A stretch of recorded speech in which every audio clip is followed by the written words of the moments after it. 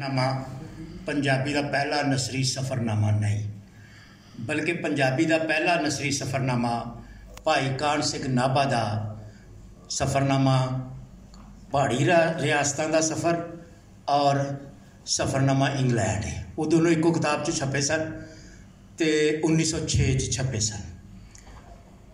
दूजी गल ये कि फ्रांस के हवाले नाल पंजाबी च पहला सफ़रनामा 1944 छपया सी। फ्रांस दियां रातां तारा सिंह होरां दा सफ़रनामा सी ते ओह 1914 तो 18 तक जंग आलमी जंग के हवाले नाल फ्रांस गए सन लड़ाई करने वास्ते ते उत्थों दे पिंडां च ते जंगलां च रह ते वो सारे तजर्बात उस सफ़रनामे च मौजूद ने। जबकि